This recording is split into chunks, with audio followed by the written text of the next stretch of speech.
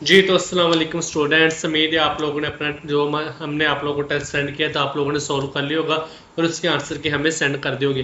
तो अब टाइम है हमारी एक्सप्लेनेशन का। तो चलिए देखते हैं हमारे पास कौन कौन से एमसीक्यूज है और हम उन्हें किस तरह से अच्छे से कंसेप्ट ले सकते हैं। तो हमारे पास जो फर्स्ट एमसीक्यूज है वो है जी, choose the correct. Neither the manager nor the supervisor is are has was present at the search facility today. तो अब आप लोगों ने एक बात याद रख लेनी, जो भी हमारे पास होगा ना लफ्ज नाइदर या नोर, ये हमारे पास होते हैं कोरिलेटिव कंजंक्शन। नाइदर, नोर, आइदर और, नॉट ओनली बट आल्सो, ये हमारे पास क्या होते हैं कोरिलेटिव कंजंक्शन।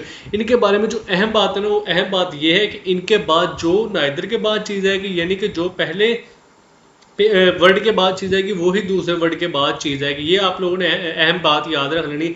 जैसा कि नाइदर के बाद नाउन लिखा है तो नोर के बाद भी क्या लिखा होगा जी, एक नाउन लिखा होगा।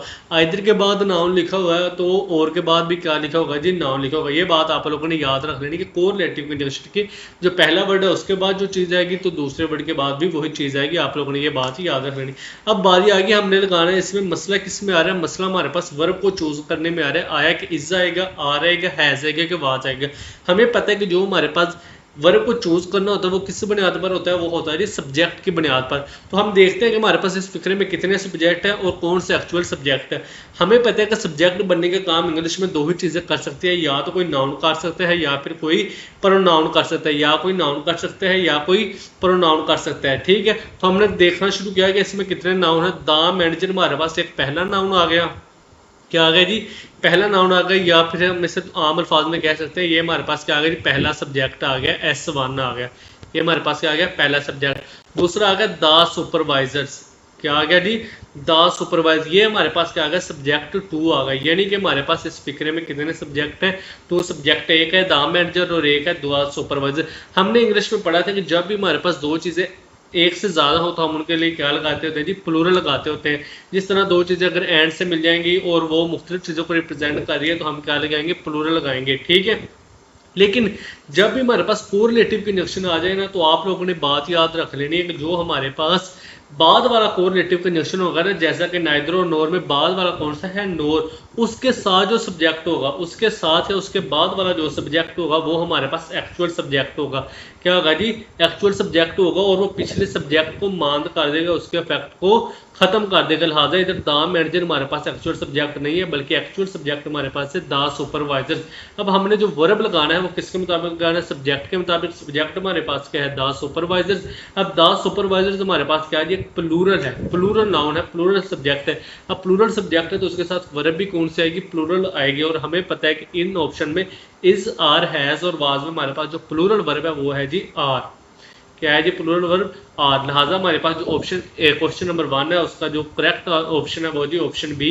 एक मरतबा दोबारा समझते हैं कि हमारे पास जब कोरिलेटिव कंजंक्शन आ जाए, क्या आ जाए जी, कोरिलेटिव कंजंक्शन आ जाए, तो हमने जो एक्चुअल सब्जेक्ट होगा वो बाद वाला होगा। क्या होगा जी, बाद वाला एक्चुअल सब्जेक्ट होगा और हमने उसी के मुताबिक वर्ब लगाना। अगर मैनेजर बाद में होता है, जैसे कि neither the supervisors NOR the manager, तो हमने द मैनेजर के मुताबिक लगाना था। ठीक है, सिंगुलर लगाना था। ठीक है, इसके अलावा आप लोगों ने एक और बात याद रख लेनी, अगर नाइदर हमारे पास केला आ जाए, क्या आ जाए जी, नाइदर केला। जैसे कि neither of the students, neither of the students, तब आप लोगों ने एक बात याद रख लेनी कि तब हमारे पास वर्ब हमेशा क्या होगी, सिंगुलर होगी। जैसे कि neither of the students is working, neither of the students is working, neither of the students is working. उसके बाद वर्ब नाउन तो प्लूरल ही होगा, नाइदर ऑफ द स्टूडेंट नहीं होगा बल्कि होगा students, neither of the students. और जो वर्ब होगी वो हमेशा सिंगुलर होगी, neither of the students is working. ठीक है, उम्मीद है आपको इसकी समझ लगी कि अगर नाइदर अकेला आएगा तो उसके बाद हमेशा सिंगुलर वर्ब और प्लूरल नाउन होगा। लेकिन अगर नाइदर और हमारे पास पेयर की फॉर्म में आएगा तब हमने जो हमारे पास सेकंड पेयर है नोर, उसके मुताबिक हम लोगों ने लगाना है। उम्मीद है आपको फर्स्ट एमसीक्यू की समझ लगी होगी। अब हमारे पास आ गया question number 2, choose the correct sentence. It is crucial that he submits the report before Monday. It is crucial that he submit the report before Monday. और ऑप्शन से it is crucial that he submitted the report before Monday. और option D हमारे पास है it is crucial that he is submitting the report before Monday. अब आप लोगों ने एक बात याद रख लेनी कि हमारे पास इंग्लिश में ना 3 तरह के पिलर्स होते हैं। इंग्लिश जो ग्रामर उसकी बुनियाद 3 पिलर्स पर है। एक हमारे पास होता है इंडिकेटिव मूड, दूसरा हमारे पास होता है सब्जंक्टिव मूड। क्या होता है जी, एक होता है हमारे पास इंडिकेटिव मूड, दूसरा हमारे पास क्या होता है जी सब्जंक्टिव मूड, और जो हमारे पास तीसरा होता है वो हमारे पास इंपेरेटिव मूड होता है। क्या होता है जी imperative mood, indicative mood, subjunctive mood, और हमारे पास क्या होगा जी इंपेरेटिव मूड। जो होता है ना इंडिकेटिव मूड वो हम बचपन से पढ़ते आ रहे हैं। उसमें क्या होता है कि अगर सिंगुलर सब्जेक्ट है तो सिंगुलर वर्ब आएगा, प्लूरल सब्जेक्ट है तो प्लूरल वर्ब आएगा, ही के साथ हैज आएगा, दे के साथ हैव आएगा, यानी कि वो हम बचपन से जो पढ़ते आ रहे हो, हम कौन सा पढ़ते आ रहे थे इंडिकेटिव मूड। इसके अलावा जब हम एमडी-कैट में आएंगे तो हमें सब्जंक्टिव मूड को पढ़ना पड़ेगा। क्या पढ़ना पड़ेगा, सब्जंक्टिव मूड को पढ़ना पड़ेगा। अब हमें कब पता चलेगा कि इंडिकेटिव मूड है जिसमें ही शीट के साथ एस और एस का इजाफा करना है, ही शीट के साथ इसे मार लगाना है, हमें किस तरह पता चलेगा कि इंडिकेटिव मूड है या हमारे पास सब्जंक्टिव मूड है। अब सब्जंक्टिव मूड जो हमारे पास होता है ना उसमें हम ही शीट के साथ एस और एस का इजाफा नहीं करते, हम इंडिकेटिव वाले रूल उधर अप्लाई नहीं करते, ठीक है, हम सब्जंक्टिव मूड के अलहदा रूल होते हैं। अब सब्जंक्टिव मूड का किस तरह पता चलेगा कि हमारा जो मूड है वो सब्जंक्टिव मूड है, तो उसके लिए हमारे पास फ्रेजेस लिखे होंगे। क्या लिखे होंगे, कोई ना कोई क्लोज लिखे होंगे, कोई ना कोई वर्ड होंगे जो हमें बताएंगे कि हमारे पास जो मूड है ना वो कौन सा सब्जंक्टिव मूड। और जब सब्जंक्टिव मूड आए तब हमने इंडिकेटिव वाले रूल अप्लाई नहीं करने। इंडिकेटिव वाले रूल क्या है कि ही के साथ एस और एस का इजाफा करो, ही के साथ इज लगाओ, ही के साथ हैज लगाओ, ठीक है। अब आप लोगों ने वो क्लोजेस और जो एक्सप्रेशन है वो याद कर लेने जब हमें पता चलेगा कि हमारे पास सब्जेक्टिव मूड। सबसे पहले कि उसमें कोई ना कोई अर्जेंसी क्रिएट की जाएगी, जैसे कि हमारे पास it is essential that, it is recommended that, it is suggested that, it is required that. ये हमारे पास किसकी बुनियाद होगी, ये हमारे पास सब्जंक्टिव की बुनियाद होगी। ये हमें बता देंगे कि ये हमारे पास सब्जंक्टिव होगा। और सब्जंक्टिव मूड में हमारे पास जो वर्ब होता है ना वो ही सब्जेक्ट के मुताबिक नहीं आता, बल्कि आता है हमारे पास कौन सा सब्जेक्टिव आया, कौन सी निशानी है सब्जेक्टिव की। यानी कि अगर हमारे पास क्लोजेज आ जाए ना, it is essential, it is recommended, it is crucial, तब हमने 100% वर्ब की फर्स्ट फॉर्म लगानी है विदाउट एस और ई एस, विदाउट एस और एस और विदाउट टू। लिहाजा जो हमारे पास क्वेश्चन नंबर 2 है उसका जो करेक्ट आंसर है वो हमारे पास आएगा it is crucial that he submit the report before Monday. ये तो हमारे पास एक किस्म के हो गए सब्जेक्टिव। दूसरी किस्म के सब्जेक्टिव होंगे इट इज हाई टाइम। क्या आएगा उसमें, इट इज हाई टाइम। अगर इट इज हाई टाइम आ गया तो आप लोगों को पता चल जाएगा ये हमारे पास सब्जेक्टिव मूड। और सब्जेक्टिव मूड में वर्ब सब्जेक्ट के मुताबिक नहीं आता बल्कि वो उसके क्लोज के मुताबिक आता है। और जब हमारे पास clause it is high time होगी तब हम लोगों ने वर्ब की सेकंड फॉर्म यूज करनी है, फर्स्ट फॉर्म यूज नहीं करनी। जैसा कि अगर मैं इधर ही करूं it is high time that he submitted, it is high time that he submitted, verb किसके मुताबिक आ रही है, जो पीछे क्लोज आ रही है, ठीक है, ना सब्जेक्ट के मुताबिक आएगी, ठीक है। अगर इट इज क्रूशियल आ गया, इट इज एसेंशियल आ गया, इट इज रिकमेंडेड आ गया, इट इज सजेस्टेड आ गया, तो हम लोगों ने वर्ब की फर्स्ट फॉर्म यूज करनी है। इसी तरह इट इज हाई टाइम आ गया, इट इज हाई टाइम आ गया, ठीक है, तब हम लोगों ने क्या यूज करना है, वर्ब की सेकंड फॉर्म यूज करनी है। इसी तरह अगर हमारे पास हो गया कोई विश आ गई, क्या आ गई जी, विश आ गई, तब हम लोगों ने वर का यूज करना है। किसका यूज करना है, वर का। जैसा कि I wish I were a doctor, I wish I were a doctor. इसी तरह हमारे पास अगर एज इफ आ गया तो भी हम लोगों ने किसका यूज करना है, तब भी हम लोगों ने वर का ही यूज करना है। He talks as if he were a doctor, he talks as if he were a doctor. उम्मीद है आपको एमसीक्यू की समझ लगी होगी। इसके अलावा भी सब्जेक्टिव के जो हमारे पास किस्में हैं वो हम बाद में पढ़ेंगे। अभी तक हम लोगों ने क्या पढ़ा है कि जो सब्जेक्टिव इंग्लिश में 3 तरह के मूड होते हैं, एक होता है इंपेरेटिव मूड, एक होता है सब्जेक्टिव मूड, और एक हमारे पास क्या होता है जी इंडिकेटिव मूड। इंडिकेटिव मूड में क्या होता है कि जो वर्ब के साथ ऐसे यस आना, यानी कि जो वर्ब आती है वो किसके मुताबिक आती है, वो सब्जेक्ट के मुताबिक आती है। लेकिन सब्जेक्टिव मूड में वर्ब सब्जेक्ट के मुताबिक नहीं आती, बल्कि वो उससे पहले क्लास जो इस बात की निशानदी करेगी कि हमारे पास कि हमारे पास सब्जेक्टिव मूड आ गया, उसके मुताबिक आती है। अगर हमारे पास जो क्लॉज है वो आ जाए it is crucial, it is essential, it is mandatory, it is suggested, it is required, तब हम लोगों ने वर्ब की फर्स्ट फॉर्म लगानी है विदाउट टू और विदाउट एस और ई एस। लेकिन अगर हमारे पास सब्जेक्टिव आ जाए, सब्जेक्टिव आए और उसके सब्जेक्टिव को लाने वाली क्लास हो it is high time, it is high time, तब हम लोगों ने वर्ब की सेकंड फॉर्म यूज करनी है। इसी तरह अगर हमारे पास कोई विश आ जाए तब हम लोगों ने क्या करना है, वर का यूज करना है। हमें पता है कि आम हालात में जो हम इंडिकेटिव मूड पढ़ते हैं उसमें आई के साथ वोज आता है, लेकिन हमारे पास अगर विश आ जाएगी तब हम लोगों को पता है सब्जेक्टिव मूड आएगा। और सब्जेक्टिव मूड में वर्ब सब्जेक्ट के मुताबिक नहीं आती बल्कि उससे लाने वाले पीछे जो वर्ड आते हैं उनके मुताबिक आती है। आई विश आ गया, विश के साथ हम लोगों ने वर यूज कर लेना। इसी तरह अगर एज इफ आ गया उसके साथ भी हम लोगों ने क्या कर लेना जी, वर यूज करना है। He talks as if he were a doctor. उम्मीद है आप लोगों को क्वेश्चन 1 और क्वेश्चन नंबर 2 की समझ लगी होगी। लिहाजा हमारे पास जो क्वेश्चन नंबर 2 है उसका उसका करेक्ट आंसर क्या है, B, it is crucial that he submit the report before Monday. ठीक है, अगर इधर लफ्ज होता इट इज हाई टाइम, तब हम लोगों ने ही सबमिटेड को करेक्ट मान लेना था। ठीक है, अब आगे क्वेश्चन नंबर 3 की बारी। The equipment in the laboratories needs are needing have needed immediate calibration by the technician. अब आप लोगों ने एक बात याद रख लेनी, हमारा अब उसने में ये भी हमारे पास एमसीक्यू किधर से आ गया, सब्जेक्ट वर्ब एग्रीमेंट से आ गया। हमने वर्ब को चूज करना, वर्ब को हम किसकी बिना पर चूज करते हैं, सब्जेक्ट की बिना पर। हम इसका पोस्टमार्टम करते हैं। दा आ गया, दा हमारे पास क्या आर्टिकल, आर्टिकल के बाद अगर सिर्फ एक लफ्ज लिखा होगा वो हमारे पास क्या होगा, नाउन होगा। क्या होगा जी, नाउन होगा। अब आगे प्रेपोजिशन, क्या आगे जी, प्रेपोजिशन। प्रेपोजिशन के बाद भी जो लफ्ज लिखा होगा वो क्या होगा जी, नाउन होगा या नाउन की तरह का काम करने वाला होगा। ठीक है, जो चीज आर्टिकल के बाद आएगी या प्रेपोजिशन के बाद आएगी, ये फिक्स्ड रूल है कि वो हमारे पास क्या होगी, वो नाउन होगी। ये बात आप लोगों ने नोट कर लेनी, 100% नोट कर लेनी है कि जो चीज आर्टिकल के बाद आएगी या प्रेपोजिशन के बाद आएगी वो 100% क्या होगी, नाउन होगी। अब नाउन का ना दो काम होते हैं इंग्लिश में, एक तो सब्जेक्ट के तौर पर काम कर सकती है और एक ऑब्जेक्ट के तौर पर काम कर सकती है। नाउन के कितने काम है, दो, एक सब्जेक्ट के तौर पर काम कर सकती है और एक ऑब्जेक्ट के तौर पर काम कर सकती है। लेकिन जो नाउन प्रेपोजिशन के बाद आएगा, जो नाउन प्रेपोजिशन के बाद आएगा वो कभी भी सब्जेक्ट के तौर पर काम नहीं कर सकता, वो कभी भी सब्जेक्ट के तौर पर काम नहीं कर सकता। ये बात आप लोगों ने याद रख लेनी। ठीक है, तो हमारे पास एक नाउन बच गया और वो ही नाउन हमारे पास किसके तौर पर काम करेगा, सब्जेक्ट के तौर पर काम करेगा। अब हमने इसी सब्जेक्ट को देखते हुए आगे वर्ब लगाना है। द इक्विपमेंट, इक्विपमेंट हमारे पास सिंगुलर है या प्लूरल है, ये हमें पता है कि ये सिंगुलर है। अब हमने देखना नीड आएगा, नीड्स आएगा, आर नीडिंग आएगा, ये हैव नीडेड आएगा।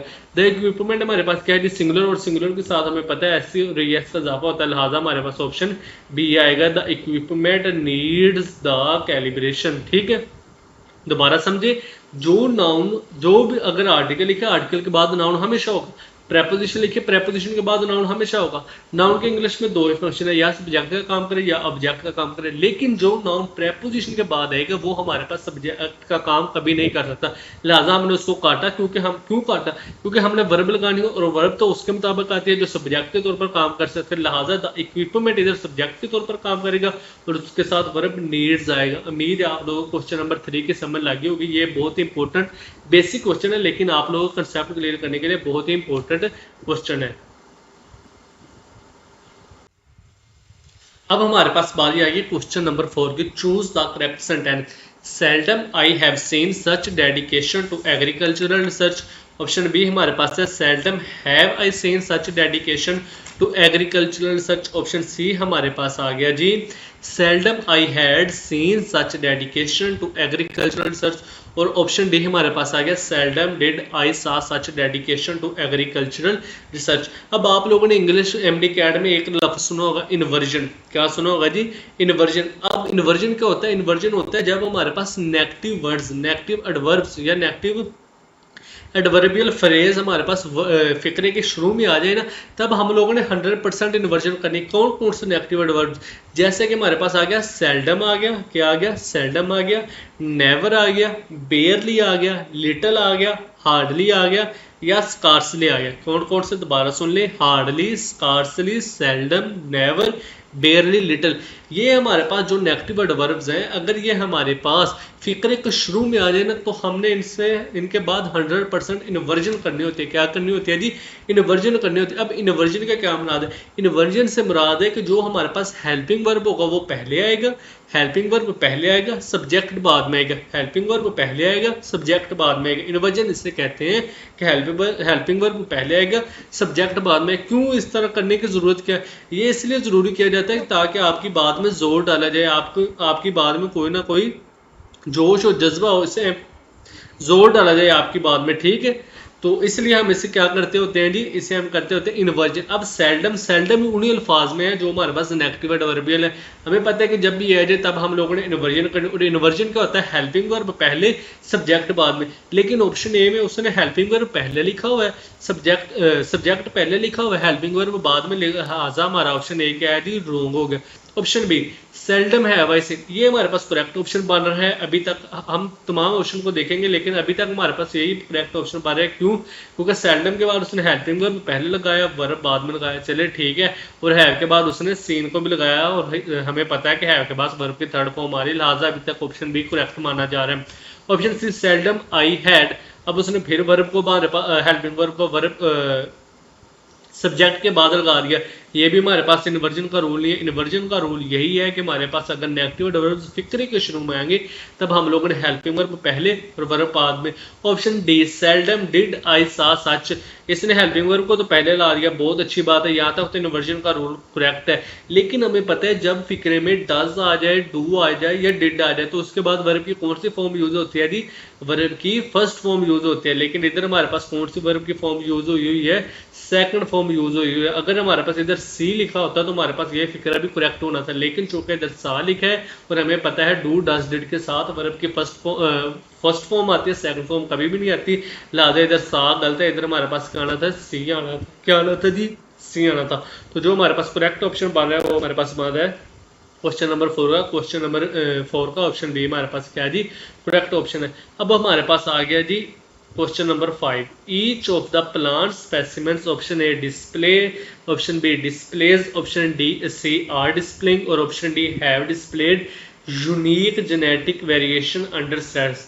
अब आप लोगों ने देखना, मैंने आप लोगों को बताया जब भी हमारे पास प्रेपोजिशन आएगी, क्या आ जाएगी, प्रेपोजिशन आएगी, प्रेपोजिशन के बाद क्या आएगा, नाउन आएगा, और वो नाउन हमारे पास किसके तौर पर काम कर रहा होगा, वो नाउन हमारे पास ऑब्जेक्ट के तौर पर काम कर रहा होगा, वो कभी भी सब्जेक्ट के तौर पर काम नहीं कर सकता। लिहाजा द प्लांट स्पेसिमेंस हमारे पास वर्ब को डिसाइड नहीं करेंगे। क्यों नहीं डिसाइड करेंगे, क्योंकि हमारा वर्ब सब्जेक्ट डिसाइड करता है और जो नाउन प्रेपोजिशन के बाद है वो कभी सब्जेक्ट नहीं हो सकता। लिहाजा द प्लांट स्पेसिमेन हमारा वर्ब डिसाइड नहीं करेगी। हमारे पास आ गया जी प्रोनाउन ईच, क्या आ गया जी, प्रोनाउन ईच। ईच हमारे पास क्या है जी, प्रोनाउन, और हमें पता है कि प्रोनाउन भी सब्जेक्ट का काम कर सकते हैं। इंग्लिश में दो ही तो चीज़ें हैं जो सब्जेक्ट का काम कर सकते हैं, या वो नाउन होगा या फिर क्या होगा जी, प्रोनाउन होगा। अब हमारा जो प्रोनाउन है ना ईच, ये हमारे पास है सिंगुलर प्रोनाउन। क्या है जी, सिंगुलर प्रोनाउन। मैं आप लोगों को कुछ सिंगुलर प्रोनाउन गिना देता हूँ। जैसे कि हमारे पास अगर आ गया ईच और एवरी, ईच और एवरी, ये हमारे पास क्या है जी, सिंगुलर नाउन। इसी तरह सम बॉडी, किसी भी चीज, किसी भी हमारे पास प्रोनाउन के साथ बॉडी लगा दे या वन लगा दे, जैसे कि somebody, someone, anybody, anyone, ये भी हमारे पास 100% क्या होंगे जी, सिंगुलर होंगे। क्या होंगे जी, सिंगुलर। अब चूंकि ये हमारे पास सिंगुलर है तो लिहाजा हमारे पास इसके साथ वर्ब भी कौन सी आएगी, सिंगुलर आएगी। लिहाजा जो हमारे पास करेक्ट ऑप्शन है वो है जी ऑप्शन बी डिस्प्लेज। क्या आ जाएगी जी, डिस्प्लेज। जो हमारे पास सिंगुलर प्रोनाउन है वो कौन कौन से, वो गिन लिया आप लोग दोबारा, ईच, एवरी। जब भी फिक्रे के शुरू में ईच और एवरी आ जाए तो हम लोगों ने क्या लगाना, हम लोगों ने सिंगुलर वर्ब लगानी। ये बात आप लोगों ने याद रखनी। क्यों सिंगुलर वर्ब लगानी है, क्योंकि ये सिंगुलर प्रोनाउन होते हैं। सिंगुलर प्रोनाउन के साथ हम सिंगुलर वर्ब भी ले जाएंगे। ईच हो गया, एवरी हो गया, सम वन होगा, सम बॉडी हो गया, एनी वन हो गया, एनी बॉडी। इस तरह के तमाम अल्फाज हमारे पास होंगे जी सिंगुलर होंगे। क्या होंगे जी, सिंगुलर। दूसरी तरफ जो हमारे पास प्लूरल होंगे वो होगा जी बोथ और मैनी। कौन कौन से हो गए, बोथ, सेवरल और मैनी। ये हमारे पास कौन से हो गए, ये हमारे पास होंगे जी प्लूरल हो गए। लेकिन कुछ ऐसे भी होते हैं जो हमारे पास सिंगुलर के तौर पर भी एक्ट करते हैं और प्लूरल के तौर पर भी एक्ट करते हैं। वो हमारे पास होते हैं जी सनम। सनम से आप लोगों ने याद कर लेना, some of, any of, none of. ठीक है, some of, any of, none of और मोस्ट ऑफ। क्या हो गया, some of, any of, none of और मोस्ट ऑफ।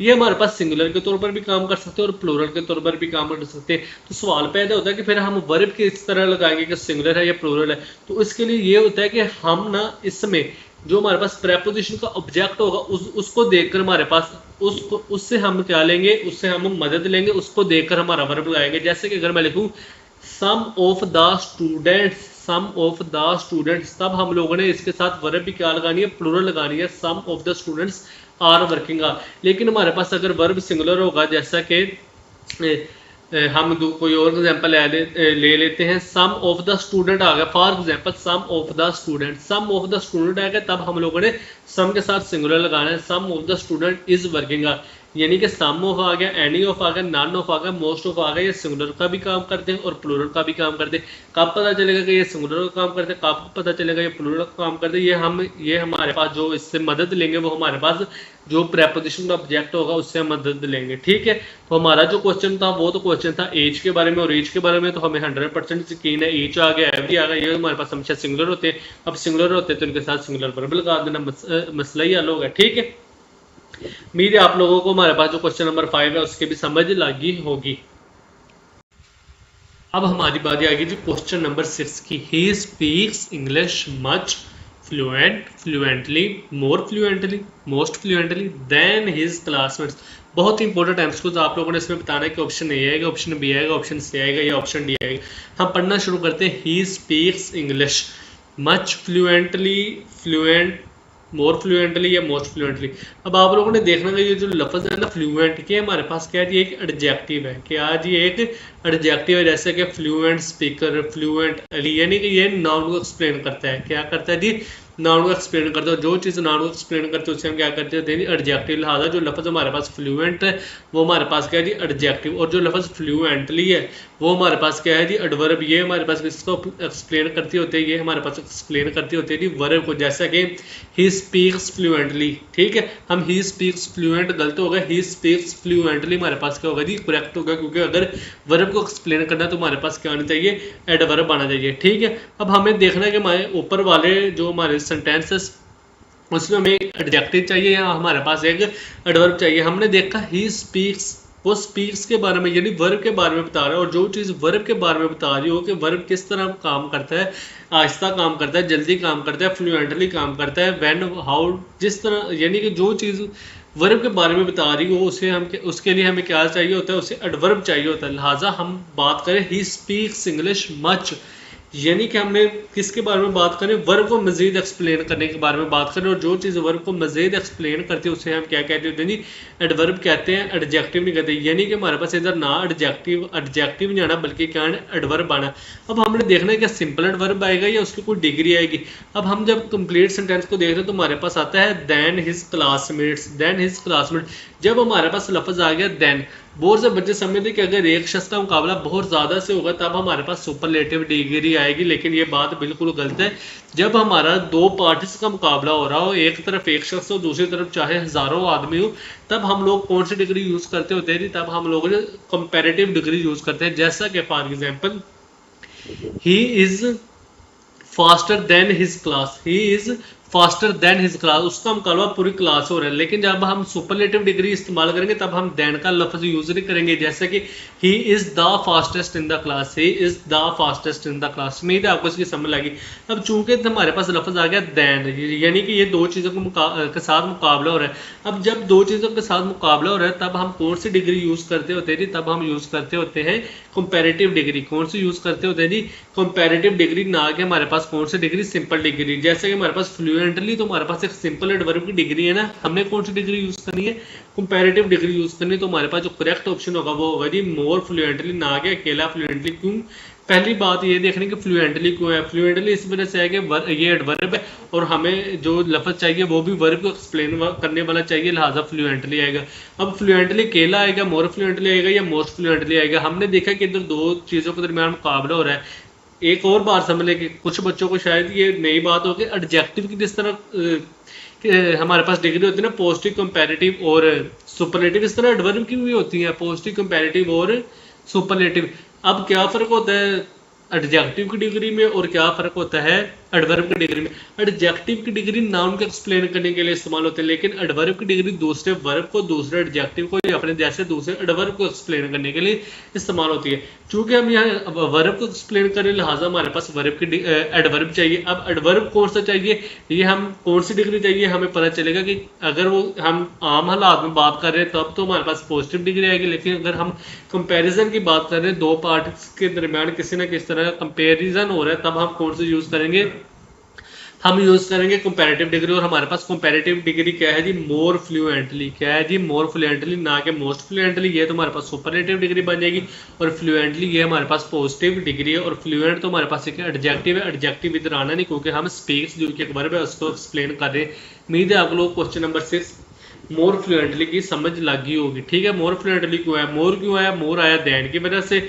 और फ्लुएंटली क्यों आया, फ्लुएंटली हमारे पास आ गया स्पीक्स वर्ब की वजह से। ठीक है, अब हमारी बारी आ गई थी क्वेश्चन नंबर 7 की, चूज द करेक्ट सेंटेंस। मैं उम्मीद करता हूँ कि आप लोग ये क्वेश्चन हमारे पास अच्छी तरह से सोल्व करेंगे क्योंकि इसके जो डिस्कशन है वो मैंने पहले ही कर दिया। हमारे पास क्वेश्चन नंबर 7 है, I wish she is here to witness the experiment. I wish she was here to witness the experiment. I wish she were here to witness the experiment और I wish she has been here to witness the experiment.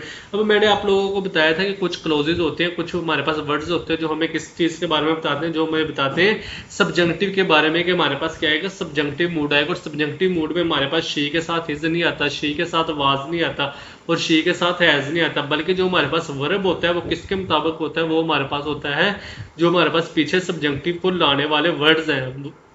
इधर subjective को लाने वाले words हमारे पास क्या है जी, I wish है। अब अगर आई विश होगा तो हमने क्या यूज करना है, वार। इसी तरह अगर एज इफ होगा तब हम लोगों ने क्या यूज करना है, वार। अगर हमारे पास इट इज हाई टाइम होगा तो हम लोगों ने क्या यूज करना है, वर्ब की सेकंड फॉर्म। और अगर it is essential, it is crucial होगा तो अब हम लोगों ने क्या करना है जी, वर्ब की फर्स्ट फॉर्म। अब लिहाजा इस फिक्रे में हमारे पास सब्जेक्टिव को लाने वाले वर्ड्स है आई विश, और आई विश के साथ हम लोगों ने क्या यूज करना होता है जी, वर यूज करना होता है। लिहाजा हमारे पास जो ऑप्शन करेक्ट होगा वो होगा जी option C, I wish she were here to witness the experiment. उम्मीद आप लोगों को क्वेश्चन नंबर 7 की समझ लगी होगी। इसकी डिटेल एक्सप्लेनेशन हमने क्वेश्चन नंबर 1 में कर ली है। ठीक है।